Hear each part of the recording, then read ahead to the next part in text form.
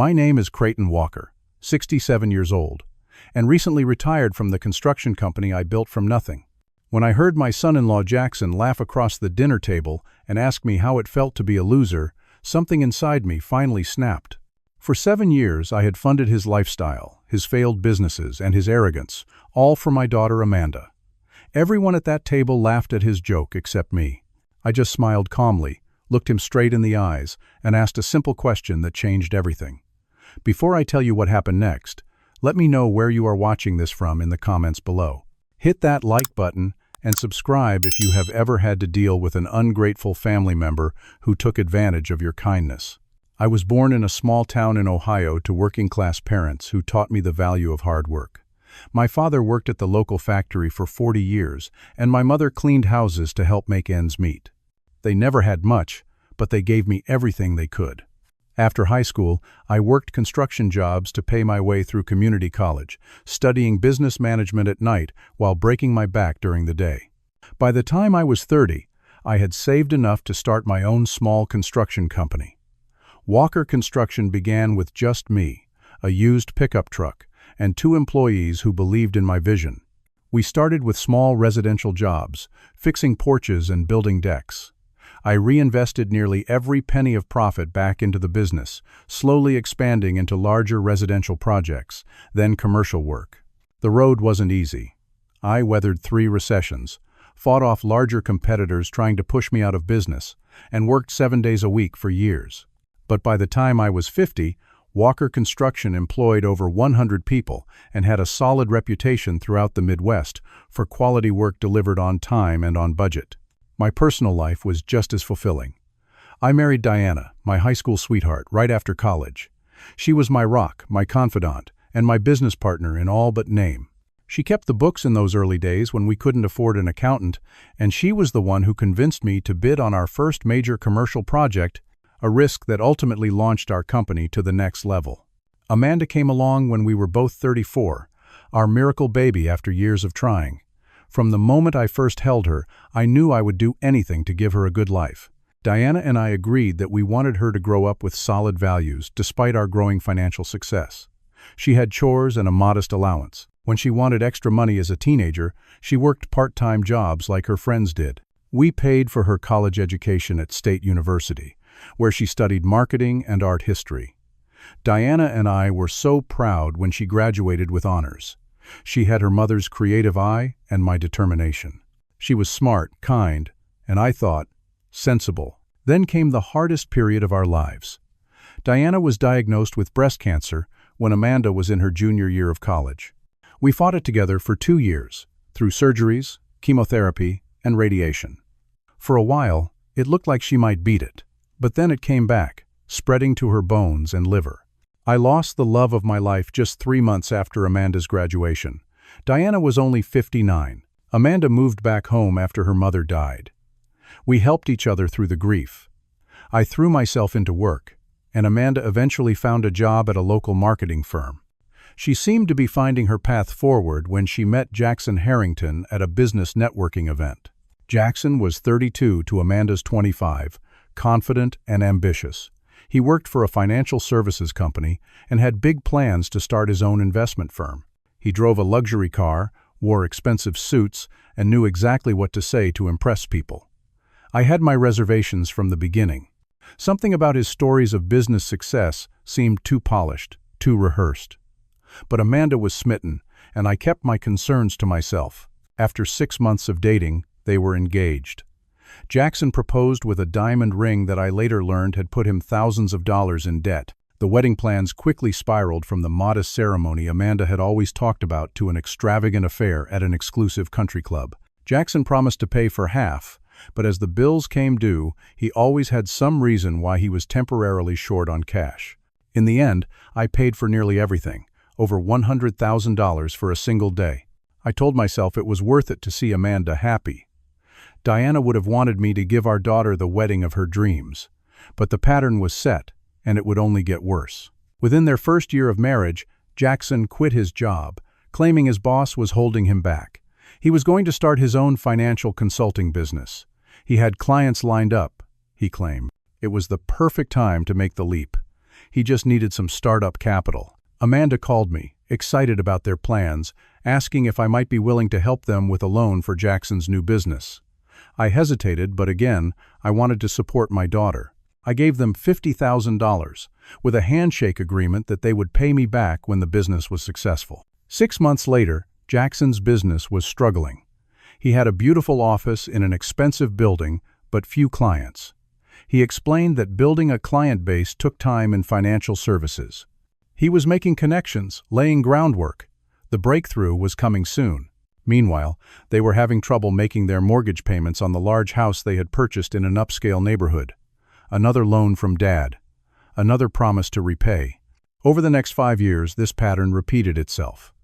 Jackson would start a new venture, full of confidence and big talk. He would ask for money, always through Amanda, never directly.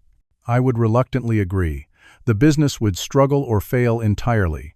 Jackson would move on to the next big idea, never acknowledging his failures or thanking me for my help. Throughout it all, he maintained an image of success to the outside world.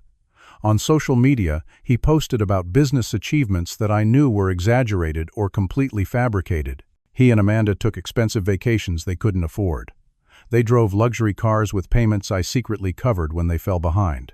They entertained lavishly in their home, which I had now paid off completely after they nearly faced foreclosure.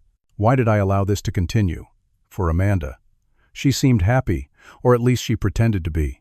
Occasionally, she would call me with worry in her voice about their finances, but whenever I suggested that perhaps Jackson needed to find stable employment or scale back their lifestyle, she would defend him fiercely.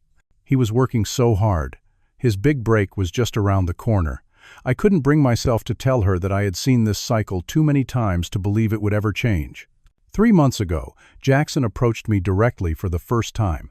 He had a new business idea, a tech startup that would revolutionize personal finance. He needed $75,000 as initial investment.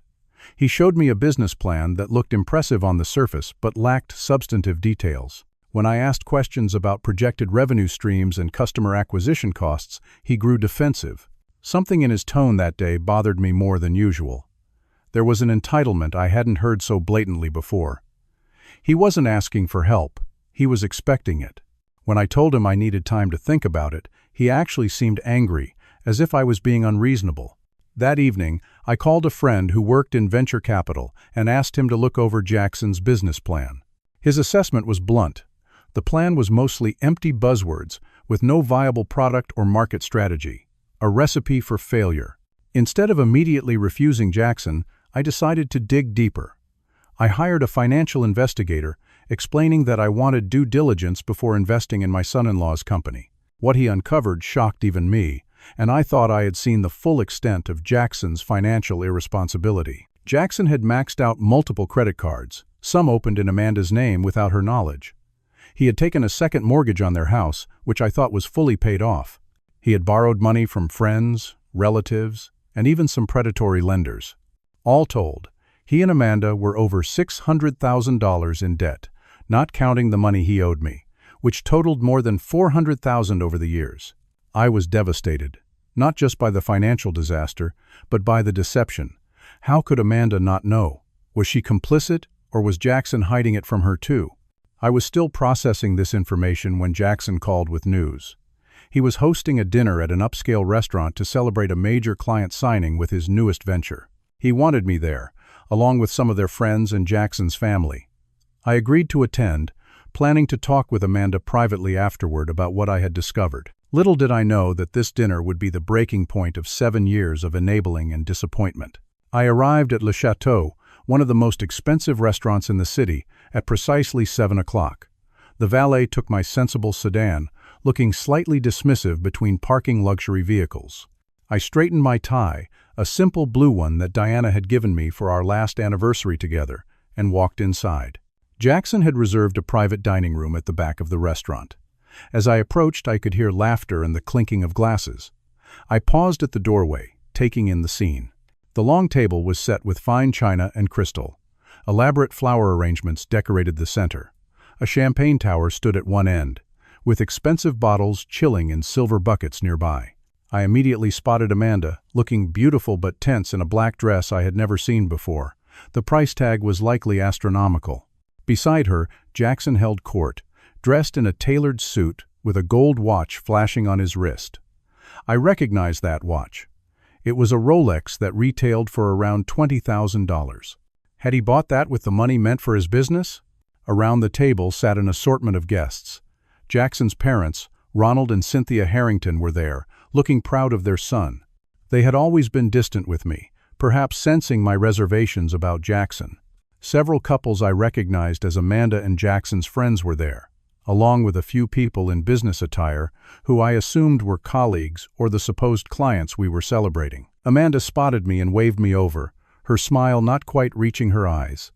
I kissed her cheek and took the empty seat she had saved for me, directly across from Jackson. As soon as I sat down, Jackson signaled a waiter. "Ah, the final guest has arrived. Let's open another bottle of Cristal to celebrate." The waiter hurried off, and Jackson turned to me with a smile that didn't warm his eyes. "Creighton, glad you could join us. I was just telling everyone about the Patterson deal. Biggest client in the history of Harrington Financial Solutions." I nodded, not wanting to cause a scene by questioning his claims. "Congratulations," I said simply. Jackson raised his glass. "To finally living well, after all the years of struggle and sacrifice." Everyone raised their glasses and drank. I sipped the expensive champagne, thinking of how many hours of hard physical labor it had taken me to afford my first bottle of decent wine, let alone champagne that cost hundreds per bottle. "Creighton doesn't look impressed," Jackson said with a laugh. "But then, he comes from a different era of business. Brick and mortar, physical labor. Today's fortunes are made in the digital space, with ideas and connections." His father nodded sagely, as if Jackson had said something profound rather than dismissive of the business I had built from nothing. "Different approaches work for different people," I said diplomatically. "I'm interested in hearing more about this Patterson deal." Jackson launched into a description so vague it could have applied to any business arrangement. Lots of talk about synergy and disruption, very little about actual products or services. I noticed one of the supposed clients checking his phone throughout Jackson's speech, looking bored. As the appetizers arrived, exquisitely plated seafood creations that probably cost more than what I used to spend on a week's groceries, Jackson continued holding court. He ordered for Amanda without asking what she wanted. He snapped his fingers at waiters. He interrupted people mid-sentence. All behaviors I had seen develop over the years as his sense of entitlement grew. "So we decided on St. Barthélemy for the winter holiday," he was telling the table. "The Maldives was tempting, but everyone goes there now. We want something more exclusive." I watched Amanda's face carefully. Did she know they couldn't afford such a trip? Or had Jackson convinced her that his latest venture was so successful that such luxuries were now within reach? "What about you, Creighton?" Jackson asked suddenly. "Any travel plans? Or are you still living in that same old house in the suburbs?" Before I could answer, he continued, "I keep telling Amanda we should help her dad upgrade. Get you into one of those nice retirement communities. The one near the golf course has openings." "I'm happy where I am," I said. The truth was, I had recently sold my larger home and downsized to a smaller place, partly to free up cash that had gone directly to paying off Amanda and Jackson's second mortgage, a fact they didn't know. "That's the difference between our generations," Jackson said with a condescending smile. "You guys settle. My generation goes after what we want." One of the other guests, a woman I didn't know well, tried to change the subject. "Amanda mentioned you're quite the gardener, Creighton. I'd love to hear about that." I appreciated her effort and started to talk about my vegetable garden, but Jackson interrupted. "Dad grows tomatoes while I grow multi-million-dollar businesses," he said, laughing as if he'd made a clever joke. Several people around the table joined in, though I noticed some uncomfortable glances. "Different passions," I said with a small smile. "I've always found working with my hands rewarding." "That's what the help is for," Jackson replied dismissively. As the main courses arrived, perfectly cooked steaks and seafood dishes on oversized plates with artistic drizzles of sauce, Jackson ordered another round of wine, selecting the most expensive bottle on the list without consulting anyone. I estimated that this meal would cost several $1,000s. Money that Jackson didn't have, despite his pretense. I ate quietly, watching the dynamics at the table. Amanda spoke little, laughing at appropriate moments but clearly on edge. Jackson's friends seemed to be playing along with his success story, perhaps because they enjoyed the free, expensive meals and drinks that came with it. Jackson's parents beamed with pride at their son, apparently taking his claims at face value. "Remember when Creighton showed up to the country club fundraiser in that ancient blazer?" Jackson said suddenly, bringing the attention back to me. "The security almost didn't let him in." This was an exaggeration of an incident years ago when I had attended a charity event in perfectly appropriate but not designer clothing. The security had simply directed all guests to the check-in table, as was their job. And Amanda had to explain that her dad just doesn't understand the value of proper attire, Jackson continued. "Some people never learn to present themselves properly in society." I looked at Amanda, who was staring at her plate, cheeks flushed with embarrassment. This wasn't friendly teasing. This was deliberate mockery.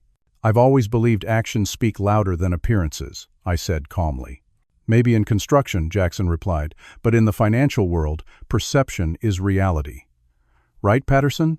The bored-looking man I'd noticed earlier nodded vaguely. I was increasingly doubtful that he was actually a client. As dinner progressed, I noticed Jackson drinking more heavily than others at the table. With each glass of wine, his comments toward me grew more pointed, less disguised as good-natured ribbing. I maintained my composure, reminding myself that I was there for Amanda. But inside, my patience was wearing dangerously thin. By the time the dessert menus were presented, Jackson was on his fifth or sixth glass of wine. His face was flushed, his voice louder than necessary in the private dining room. The veneer of sophisticated businessman was slipping, revealing something uglier beneath. "Let me tell you about the time Creighton tried to give me business advice," Jackson announced to the table, waving his hand dismissively in my direction. "He suggested I start small, maybe with a few local clients, and grow organically. Can you believe that? Start small." He laughed, as if this was the most ridiculous suggestion ever made. "That's how most successful businesses begin," I said quietly. "Maybe in 1980, Jackson retorted. "Today, it's go big or go home. You have to make a splash, create buzz, attract serious investors." But I wouldn't expect someone who spent his life pouring concrete to understand modern business strategy. I had done far more than pour concrete in my career, having built a multi-million-dollar company that employed dozens of people and had completed projects across 3 states. But I let the slight pass, not wanting to engage in a public argument. "Remember when he suggested we buy a starter home?" Jackson continued, turning to Amanda. "A starter home, like we're some middle-class couple struggling to get by." He looked around the table for support. I told him, "We don't do starter anything. We begin at the top." A few of his friends nodded appreciatively, while others looked increasingly uncomfortable with the direction of the conversation. "Creighton still drives that same Toyota he's had for, 10 years?" Jackson went on. I offered to help him find something more suitable for someone connected to my family, but he refused. Some people just can't adapt to a higher standard of living.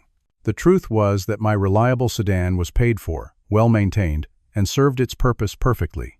I had never seen the point in spending money on luxury vehicles to impress others, a value I had tried unsuccessfully to instill in Jackson. "Not everyone needs a new car every 2 years, Jackson," Amanda said, speaking up for the first time in defense of her father. Jackson's eyes narrowed slightly at his wife's contradiction. "Not everyone has an image to maintain in a competitive industry," he replied, his tone carrying a warning that made Amanda look down at her plate again. I felt a flash of concern. Was this how he spoke to my daughter when they were alone? Jackson quickly turned his attention back to entertaining the table. "Did I ever tell you all about Creighton's attempt to use social media for his construction business? He created a Facebook page that looked like it was designed in the Stone Age. I offered to have my marketing team take over, but he insisted on doing it himself.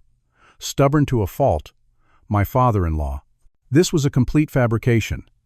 Walker Construction had employed a professional marketing firm for years before I retired, and our online presence had been entirely appropriate for our industry and client base. But Jackson was creating a narrative of me as an out-of-touch old man who resisted progress and advice from his more savvy son-in-law. "Jackson," Amanda said quietly, "maybe we should talk about something else." "I'm just having some fun," Jackson said, his smile not reaching his eyes. "Creighton doesn't mind. Do you, Creighton?" "I'm fine," I said, though in truth, my patience was wearing dangerously thin. I thought of a conversation I'd had with Amanda just 2 weeks earlier, when she had called me in tears after Jackson had berated her for spending $300 on new clothes without consulting him first. This from a man who thought nothing of spending thousands on wine and watches while living off his father-in-law's generosity. Jackson signaled the waiter for another bottle of wine, ignoring the half-full glasses in front of most guests. Only the best tonight. We're celebrating success, something my father-in-law wouldn't understand after he had to sell his little company for a fraction of what it could have been worth with proper management. Another lie. I had sold Walker Construction to a respected regional builder for a very fair price when I decided to retire, ensuring all my employees would keep their jobs under the new ownership.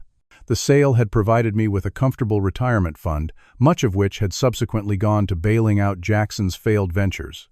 One of Jackson's business associates, a thin man with glasses who had said little all evening, attempted to change the subject.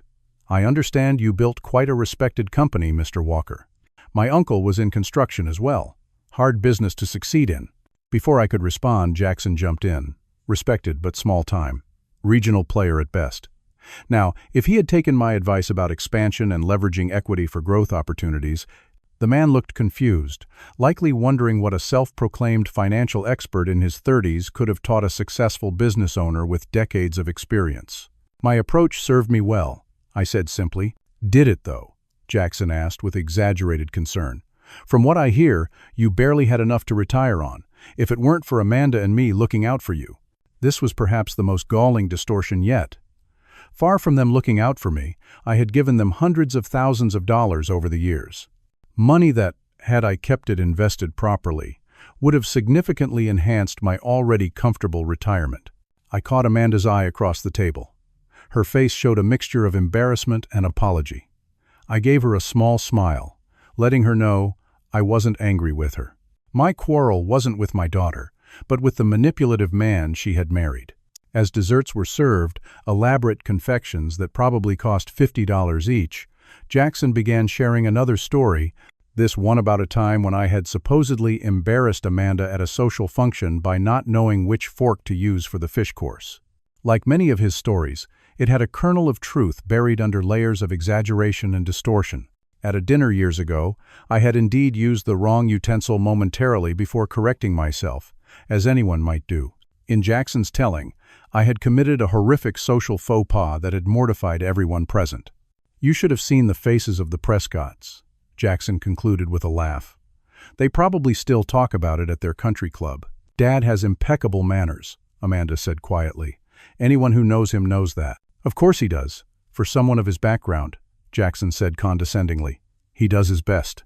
I took a deep breath, reminding myself that engaging would only escalate the situation.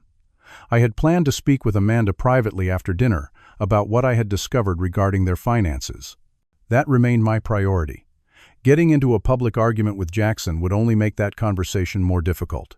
But as Jackson continued his subtle and not so subtle digs at my expense, I found myself remembering all the times over the years that I had bitten my tongue for Amanda's sake. All the times I had written checks to cover their expenses, while Jackson took the credit for providing a good life for my daughter. All the condescension and disrespect I had endured from a man who had never achieved a fraction of what I had, despite being given every advantage. Something was building inside me, a resolve that had been forming gradually as I watched Jackson's behavior throughout the evening. I thought of Diana and how she would have reacted to seeing our daughter married to such a man, living in a house of cards that could collapse at any moment. My late wife had been the diplomatic one in our relationship, the peacemaker, but she had also been fiercely protective of those she loved. She would not have wanted our daughter living this lie, nor would she have wanted me to continue enabling it with my silence and my checkbook. As I sat there, listening to Jackson's increasingly bold mockery, I made a decision. Tonight would be different. Tonight, the truth would finally come out. As the waitstaff cleared away the dessert plates, Jackson stood up unsteadily, champagne flute in hand. The conversation around the table died down as everyone turned to look at him. "I want to propose a toast," he announced, his words slightly slurred from the alcohol he had consumed throughout the evening. "To success in the modern world." Everyone dutifully raised their glasses, though I noticed several uncomfortable glances exchanged among the guests. Jackson's behavior had crossed the line from confident to obnoxious hours ago, and even his friends seemed aware of it. "You know," Jackson continued, not sitting down after the toast as expected, "there are really two kinds of people in this world. Those who understand how to succeed in today's economy, and those who are stuck in the past." He gestured broadly with his champagne, some of it sloshing over the rim onto the expensive tablecloth. "Some people, like myself, recognize that the path to wealth is through bold moves, leveraging assets, and cultivating the right image. Others," he paused dramatically, his gaze fixing on me, "others just never figure it out." I maintained a neutral expression, though inside I was seething. Not so much at the insult to myself, but at the way he was behaving in front of Amanda and the others. "Creighton," he said, addressing me directly now, "I've been meaning to ask you something. With your retirement savings, how are you planning to get by for the next 20 years? Social Security won't go very far." The question was deliberately intrusive and designed to embarrass me. Several guests looked away, clearly uncomfortable with such a personal inquiry made in public. "I've planned carefully," I replied evenly. "I'll be fine." "But you had to sell your house, right? Downsize to that little place in the unfashionable part of town?" Jackson pressed, his tone making it clear he knew exactly why I had sold my home. He knew the money had gone to pay off their second mortgage, yet he was presenting it as evidence of my financial failure. "I prefer a smaller place," I said. "Less to maintain." Jackson laughed, a sound without genuine humor. "Less to maintain. That's one way to put it." He turned to the table at large. "See, this is what happens when you don't adapt to changing times. You end up downsizing in retirement instead of upgrading." I thought of the beautiful retirement home Diana and I had planned to build before her illness changed everything. A place on a lake, with a workshop for me and a studio for her painting.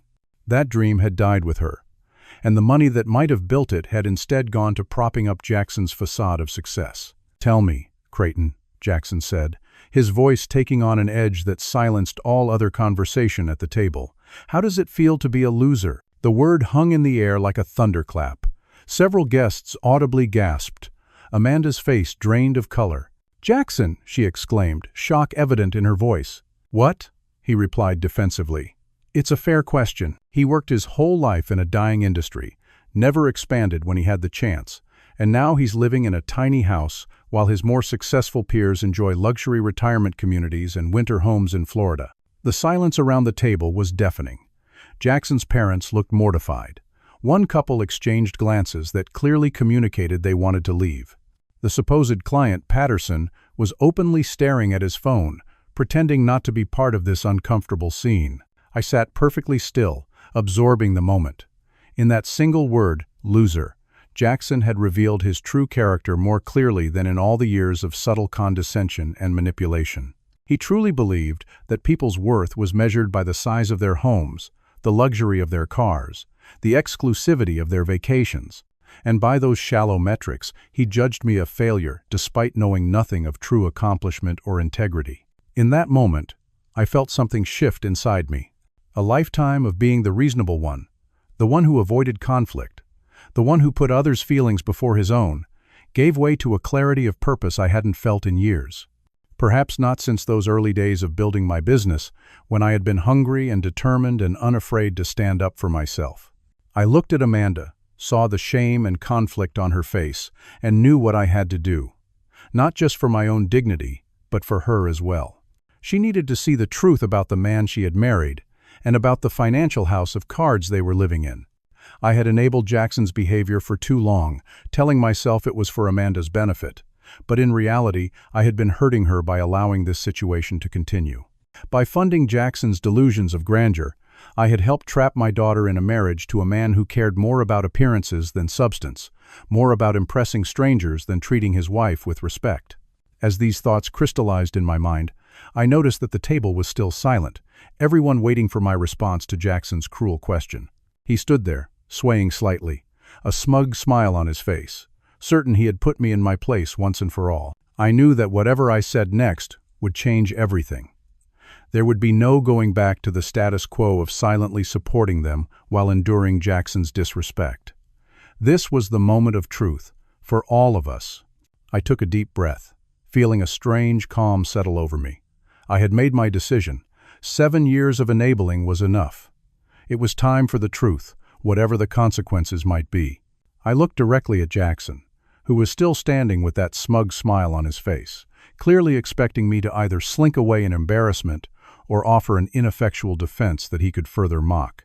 Instead, I smiled calmly, the kind of smile that comes from absolute certainty. "How does it feel to know that this loser will no longer pay your bills?" I asked, my voice quiet but carrying clearly in the hushed dining room. Jackson's face froze, his smile faltering. "What are you talking about?" he asked, but the sudden pallor of his skin told me he knew exactly what I meant. "Please, sit down, Jackson," I said, gesturing to his chair. "I think it's time we had an honest conversation about finances, since you brought up the topic." His eyes darted around the table, taking in the curious faces of the guests. "This isn't the time or place," he said, trying to regain control of the situation. "On the contrary," I replied, "you've made it the time and place by publicly questioning my financial status. It's only fair that I respond in kind." Jackson reluctantly sank back into his seat, the flush of alcohol on his face now competing with the paleness of anxiety. "For the past 7 years," I began, addressing the table at large, but keeping my eyes on Jackson, "I have financially supported Jackson and Amanda to a degree that most of you would find difficult to believe." "Dad," Amanda began, but I gently raised a hand. "Please, sweetheart, this needs to be said." I turned back to the table. It began with their wedding, which I paid for almost entirely despite Jackson's promise to cover half the costs. $97,000. Jackson shifted uncomfortably in his seat.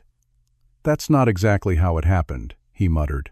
"Then came the first business venture," I continued as if he hadn't spoken. $50,000 in startup capital, provided by me, for a financial consulting firm that never had more than 3 clients and folded within a year. I noticed Jackson's parents exchanging concerned glances. Clearly they had been told a different version of events. "Next was the house," I went on. "The down payment of $75,000 came from me, as did the payments when they fell behind on the mortgage. And then the second mortgage that Jackson took out without telling Amanda, which I paid off entirely just 3 months ago to prevent foreclosure. That was $120,000. "You're exaggerating," Jackson said, but his voice lacked conviction. I reached into my jacket pocket and pulled out a folded document. "This is a complete accounting of the money I have provided to you and Amanda over the past 7 years, I said, placing it on the table. "Prepared by my accountant and verified by bank records. The total, not counting non-monetary gifts and the ongoing bills I pay on your behalf, comes to $458,342. The silence around the table was absolute. Even Patterson had put down his phone and was watching with undisguised interest. "I recently discovered," I continued, "that Jackson's current business, which he claims is so successful that he can afford luxury vacations and $20,000 watches, is in fact completely funded by me. The office lease, the staff salaries, the marketing materials, all paid through a shell company I unknowingly financed. There are virtually no actual clients, and certainly no major deals with anyone named Patterson." I nodded toward the bored-looking man, who raised his eyebrows in surprise at being brought into the conversation. "I'm actually Todd Bernstein," he said. "Jackson asked me to pretend to be an important client for tonight. He said it was a joke on his wife." Amanda's gasp was audible. She turned to Jackson, shock and betrayal written across her face. "Is that true?" she asked him. Jackson looked trapped, his eyes darting between Amanda and me. "It's a misunderstanding," he began. "Todd is involved in the Patterson deal. He's just not Patterson himself." "There is no Patterson deal," I said firmly. "Just as there was no Miller account last year, or Johnson investment the year before that. It's all been smoke and mirrors, funded by my money while Jackson takes the credit." Jackson's face was now alternating between red and white, rage and fear fighting for dominance. "You had no right to investigate my business," he sputtered. "I had every right," I countered. "When you asked me for another $75,000 3 months ago, you made it my business. I won't be funding any more failures or lies." I turned to Amanda, my heart breaking at the confusion and pain on her face. "I'm sorry to do this publicly, sweetheart, but you needed to know the truth. The lifestyle you've been living isn't real. The money comes from me, not Jackson's business success." "That's not entirely true," Jackson interrupted, attempting to salvage the situation. "Yes, Creighton has been generous with startup capital, but my businesses have shown promise. The current venture is on the verge of a breakthrough. The current venture has no product, no clients, and no prospects, I said flatly. I had it thoroughly investigated by professionals before making my decision. I returned my attention to the document on the table. Effective immediately, all financial support stops. No more paying your mortgage. No more funding the business. No more covering credit card bills. It's time for you to live within your actual means, whatever those might be. Jackson's face had settled on rage.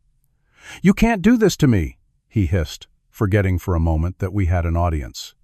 "You owe me." "I owe you nothing," I replied calmly.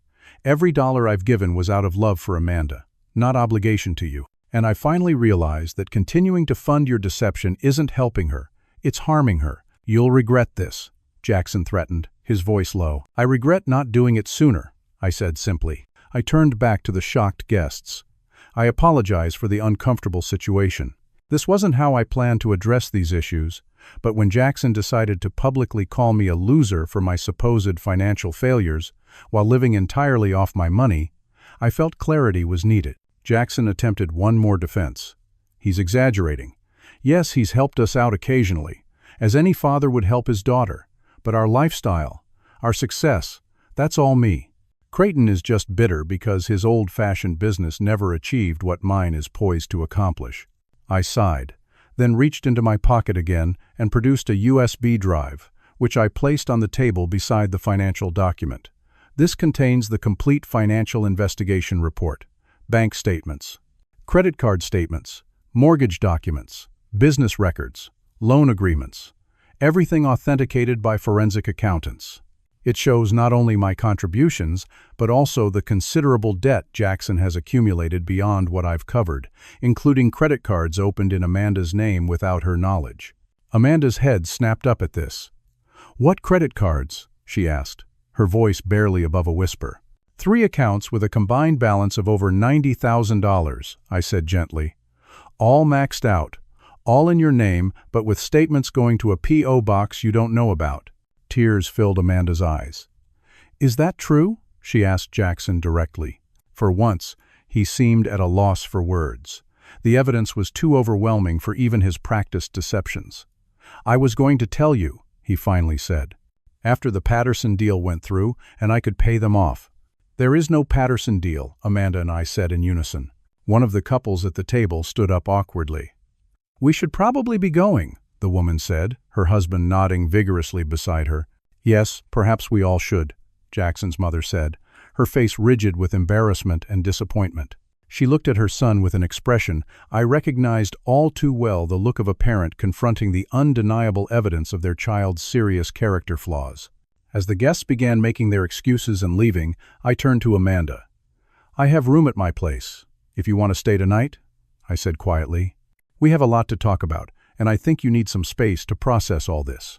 She nodded, tears streaming down her face.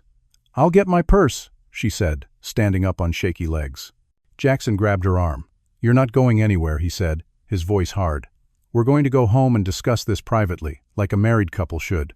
I was about to intervene when Amanda surprised both of us by pulling her arm firmly out of his grasp. "Don't touch me," she said, a new strength in her voice. "I'm going with my father tonight. We can talk tomorrow, when you're sober and I've had time to think." Jackson looked from Amanda to me, then back again. The calculation was visible on his face as he realized he had lost control of the situation. His mask of charming, successful businessman had slipped completely, revealing the desperate, manipulative person beneath. "Fine," he said finally. "Go with Daddy. But don't expect me to be waiting around when you come to your senses, and don't think you're taking anything from the house. I paid for it all." The bitter irony of his last statement hung in the air as Amanda walked out of the dining room without another word. I followed her, leaving Jackson alone at the table surrounded by half-empty wine glasses and the damning financial documents that exposed his years of deception. As we stepped into the cool night air outside the restaurant, Amanda turned to me, her eyes red from crying but clear with resolution. "I had no idea," she said simply. "I swear, Dad, I didn't know how bad it was." "I know, sweetheart," I said, putting my arm around her shoulders. "We'll figure it out together." As we walked to the valet stand to retrieve my car, I felt a weight lifting from my shoulders. The confrontation had been painful and public, but necessary. For the first time in 7 years, the truth was finally out in the open, and with truth came the possibility of healing and a fresh start. The drive home from the restaurant was mostly silent. Amanda stared out the passenger window, occasionally wiping away tears. I kept my eyes on the road, giving her space to process the evening's revelations. "He wasn't always like this," she said finally, her voice small in the darkness of the car. "When we first met, he was ambitious, but honest. At least, I thought he was." "People often show us their best selves at the beginning of relationships," I replied gently. "It doesn't mean that was all an act. Maybe he truly wanted to be that person." "When did you start to have doubts about him?" she asked. I considered the question carefully. There were small things from the beginning, promises not quite kept, stories that seemed a little too polished. But I wanted to believe in him because you loved him. The first serious red flag was when he quit his job to start his own business without having any clients lined up or a clear plan beyond vague talk of opportunities. Amanda nodded slowly. "I remember that time. He was so confident, so certain it would work out. He made me believe, too." She paused, then asked the question I had been dreading. "Why didn't you tell me sooner about all the money you were giving us?" I sighed, feeling the weight of my own complicity in the situation. At first, it was just the wedding, and I told myself that was what any father would do. Then the business loan, which seemed like a reasonable way to help you both get started. But as the pattern continued, I realized that bringing it up would force a confrontation that might damage our relationship.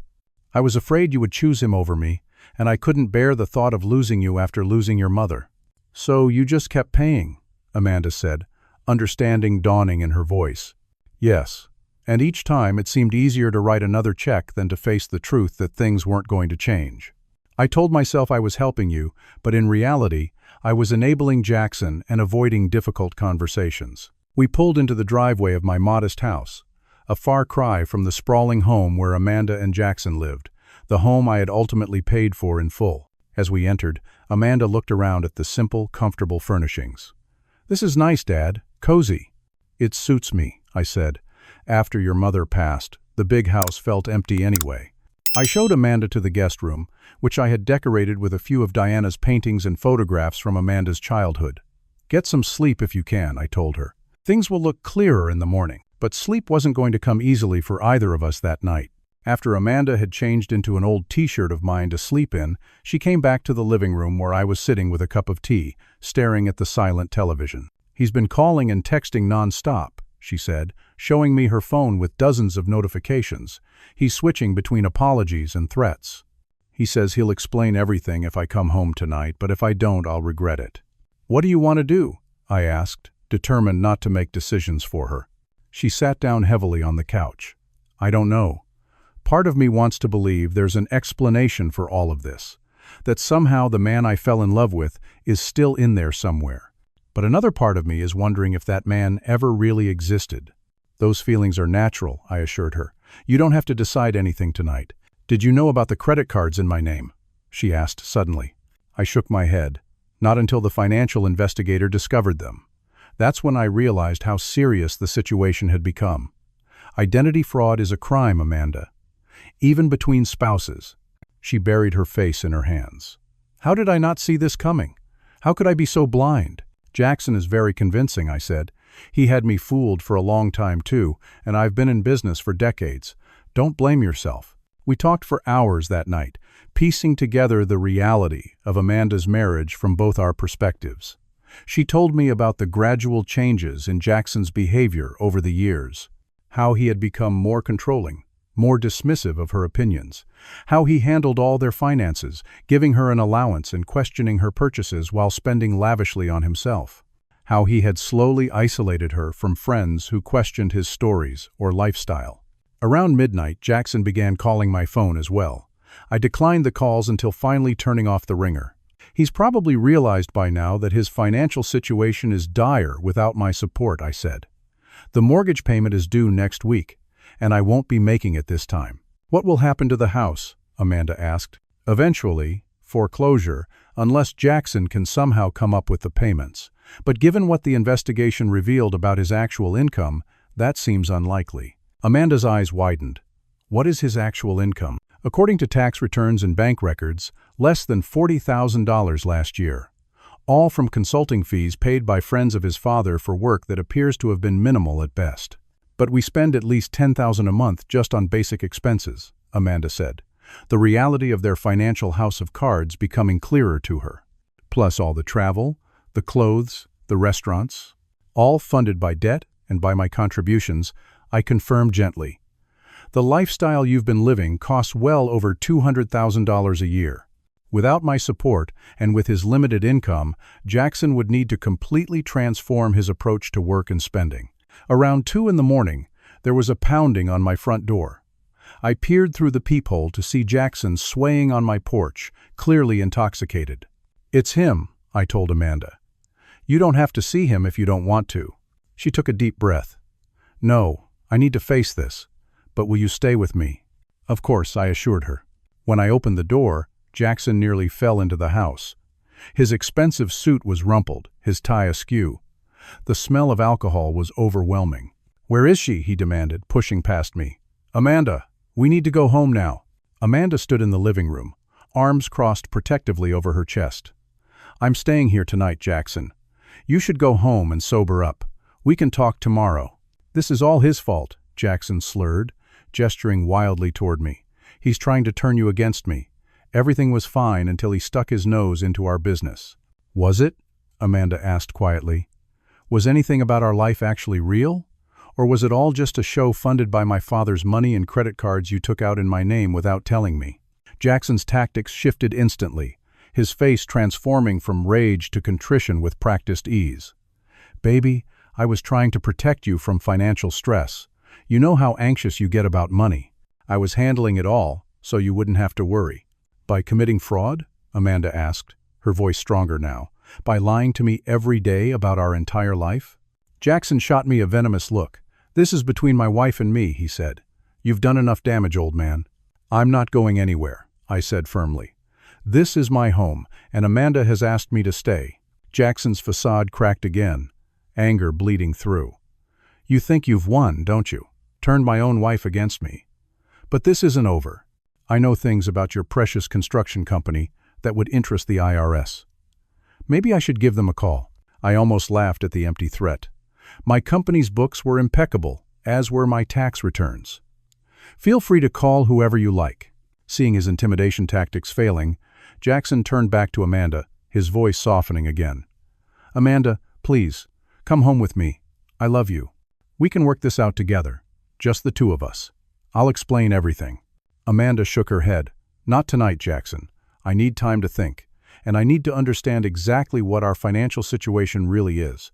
If you don't come home with me right now, Jackson said, his voice hardening again, don't bother coming back at all. I'll file for divorce first thing in the morning. I expected Amanda to crumble under this threat, but instead she straightened her spine and looked Jackson directly in the eyes. Maybe that would be for the best, she said quietly. Jackson looked genuinely shocked. This was clearly not how he had expected this confrontation to go. He had assumed that his usual tactics of manipulation, charm, and intimidation would work as they always had before. You don't mean that, he said. But uncertainty had crept into his voice. I don't know what I mean right now, Amanda replied honestly. That's why I need time to think. Please respect that and go home, Jackson. This isn't over, he said, jabbing a finger toward me. You've turned my wife against me, but you'll regret it. Both of you will. With that parting threat, he stormed out, slamming the door behind him. A moment later, we heard his car engine revving loudly before he peeled away from the curb. Amanda collapsed onto the couch, trembling slightly. I've never stood up to him like that before, she admitted. You were very brave, I told her, sitting beside her and taking her hand. And you're not alone in this. Whatever you decide to do, I'm here for you. I think I need a lawyer, she said after a moment. Even if I decide to try to work things out with Jackson, I need to protect myself financially. That's a wise decision, I agreed. I know a good attorney who specializes in these kinds of situations. We can call her in the morning. As the adrenaline of the confrontation wore off, exhaustion finally caught up with us both. Amanda retreated to the guest room, and I to my bedroom, though I doubted either of us would sleep much. Before turning out my light, I sent a quick email to my lawyer outlining the situation and requesting an urgent appointment for Amanda. Then I lay in the darkness, thinking about the events of the evening and the difficult days that lay ahead. I felt a complex mixture of emotions: sadness for Amanda's pain, anger at Jackson's deception and manipulation, guilt for not having confronted the situation sooner. But underneath it all was a sense of relief. The truth was finally out in the open, and with truth came the possibility of healing. Diana would have been proud of me tonight, I thought. Not for the public confrontation, perhaps, she had always been more diplomatic than that, but for finally standing up for myself and for our daughter, for refusing to continue enabling a situation that was harming the person we both loved most in the world. As I drifted toward sleep, I felt more at peace than I had in years. Whatever challenges tomorrow might bring, at least we would face them honestly. 1 month after that fateful dinner, Amanda was settled into my guest house, a small but charming structure at the back of my property that Diana and I had built years ago for visiting family. It had become a sanctuary for Amanda, a place to rebuild her life away from Jackson's influence and manipulation. The day after the dinner confrontation, we had met with Patricia Ramirez, a tough, compassionate attorney who specialized in complex divorce cases involving financial deception. After reviewing the evidence I had gathered, Patricia had immediately filed for an emergency freeze on all joint accounts and for a temporary restraining order to prevent Jackson from taking out any more credit in Amanda's name. Those first few weeks were a whirlwind of legal meetings, financial disclosures, and emotional revelations. Jackson's business had officially declared bankruptcy just 15 days after our confrontation, confirming what my investigation had already uncovered. There had never been any significant clients or deals, just an elaborate facade funded primarily by my money. Amanda had filed for divorce after discovering even more financial deception than we had initially known about. Jackson had not only opened credit cards in her name, but had also taken loans against her car, her jewelry, and even her retirement account from the marketing job she had worked before marrying him. All told, he had accumulated over $800,000 in debt, much of it in Amanda's name. "I feel so stupid," Amanda said one evening as we sat on the patio between our houses, watching the sunset. She had taken to joining me for dinner most nights, both of us finding comfort in re-establishing our father-daughter bond. How did I not see what was happening? "Financial abuse is insidious," I replied, using a term Patricia had introduced us to. "It happens gradually, with each step seeming reasonable in isolation. By the time the pattern is established, you're already trapped." Amanda nodded, absently twisting the wedding ring she still wore despite the divorce proceedings. "I keep thinking about all the warning signs I ignored. The way he always insisted on handling the money.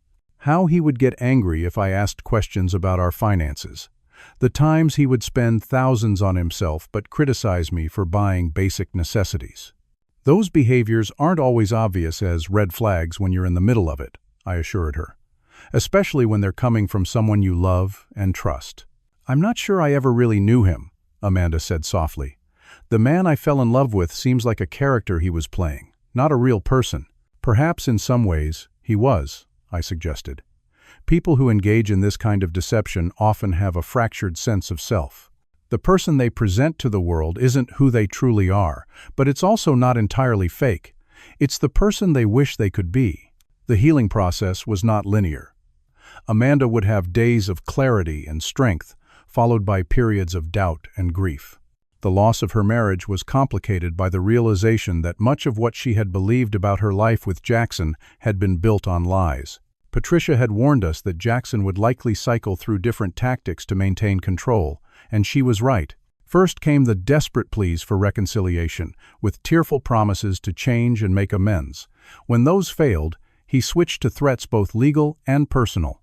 When those proved ineffective against Patricia's skilled representation, he tried to turn friends and family against Amanda, painting himself as the victim of a controlling father-in-law who had destroyed their marriage. Fortunately, the evidence was too overwhelming for most people to believe his version of events. Jackson's parents, in particular, had been shocked and mortified by the full extent of their son's deception. His father had quietly approached me at one of the court hearings to apologize for not seeing the truth sooner. "We raised him better than this," he had said, genuine remorse in his eyes. "Or at least, we thought we had." By the 2-month mark, Amanda had found a job at a small marketing agency. The owner was a former client of mine who had been happy to give my daughter an opportunity when I explained her situation. The salary was modest compared to the lifestyle she had become accustomed to with Jackson, but it was honest work that utilized her skills and creativity.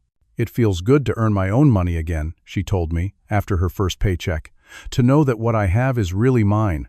I had joined a support group for parents and family members of people who had experienced financial abuse. The stories I heard there helped me understand that our situation, while painful, was far from unique. It also helped me process my own feelings of guilt for having enabled Jackson's behavior for so long. "You were trying to protect your daughter," my therapist, Dr. Klein, assured me during one of our sessions. "Your intentions were good, even if the outcome wasn't what you hoped for." "I should have seen the truth sooner," I insisted. "Hindsight always seems clearer," Dr. Klein replied. "But in the moment, with your grief over losing your wife and your desire to see your daughter happy, your actions were understandable." 6 months after the dinner confrontation, the legal process of disentangling Amanda from Jackson's financial deceptions was well underway. Patricia had successfully argued that Amanda should not be liable for the debts Jackson had fraudulently created in her name. The divorce proceedings were moving forward, though Jackson was doing everything possible to delay and complicate the process. Amanda had begun to rebuild her life in earnest. With my guidance and a small but legitimate loan from me, with proper documentation and a repayment schedule, she had started a boutique marketing consultancy specializing in small businesses. She had secured 3 clients in her first month of operation and was already turning a small profit. "I'm thinking about dating again," she confided one Sunday as we worked together in my vegetable garden, a shared activity that had become part of our healing routine. "Not seriously. Just dinner with a guy from my yoga class. But I'm scared. What if I make the same mistake again?" "You're not the same person you were when you met Jackson," I reminded her. "You've learned to recognize the warning signs. And you know now that you can trust your instincts." She smiled, the expression reaching her eyes in a way it hadn't for many months. "You're right, and I've also learned that real success isn't about appearances or impressing others. It's about building something genuine, even if it's small at first." I felt a surge of pride at her words, hearing in them not just healing from Jackson's influence, but a return to the values Diana and I had tried to instill in her from childhood. 1 year after that life-changing dinner, Amanda and I celebrated with a quiet meal at my house, joined by a few close friends who had supported us through the difficult journey. The divorce was finalized, with Amanda protected from most of Jackson's debts. My lawyer had managed to recover a small portion of the money I had given them over the years, though most of it was gone, spent on maintaining the illusion of success that Jackson had been so desperate to project. Amanda had moved out of the guest house and into her own apartment, a modest but charming place that she had decorated herself. Her business was thriving, with a client list that had grown to 15 small companies who valued her authentic approach to marketing over flash and empty promises. She was dating someone new, a kind, hard-working contractor who reminded me a little of myself in my younger days.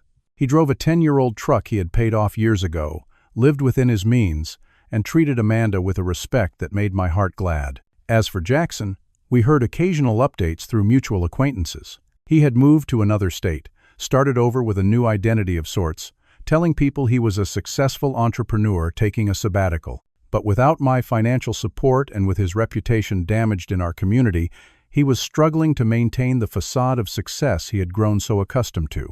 "Do you ever regret standing up to him that night?" Amanda asked as we sat on my porch after our celebration dinner, watching the fireflies begin to appear in the gathering dusk.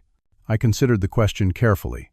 "I regret that it happened so publicly, and that you were hurt in the process," I said honestly. "But I don't regret finally speaking the truth. Sometimes, being called a loser by someone who doesn't understand true success is exactly the wake-up call you need." She nodded, understanding the deeper meaning behind my words. "I've been thinking a lot about what success really means," she said. "For so long, I bought into Jackson's definition more than I realized. The big house, the luxury cars, the expensive vacations. But none of it was real. It was all an illusion built on debt and deception." "And what does success mean to you now?" I asked. "Peace," she said simply. "Financial independence, work that has integrity, Relationships based on honesty rather than appearances. The freedom to live according to my own values, not someone else's expectations. I smiled, hearing in her words an echo of the conversations Diana and I used to have when we were building our life together. Your mother would be so proud of you, I told her. Not just for surviving this ordeal, but for the wisdom you've gained from it. That night, as I prepared for bed, I thought about the journey we had taken over the past year. From the public humiliation of being called a loser by my son-in-law to the quiet satisfaction of knowing that my daughter was building a life of authentic success, from the pain of confrontation to the peace of honest living. I had learned important lessons too, about the difference between helping and enabling, about the courage it takes to speak difficult truths, about defining success on my own terms rather than accepting someone else's shallow metrics. In the end, Jackson's mocking question, "How does it feel to be a loser?" had led to the most important victory of my life, not a financial or material triumph, but the reclamation of my self-respect and the restoration of my relationship with my daughter. So, what's your story? Have you ever stood up to someone who took advantage of your kindness? How did you find the courage to say, "Enough is enough"? Share your experiences in the comments below, and don't forget to like and subscribe if this story resonated with you. Remember that sometimes the biggest victories come after moments when others might label you a loser. Thank you for listening, and may you find the strength to stand up for yourself when it matters most.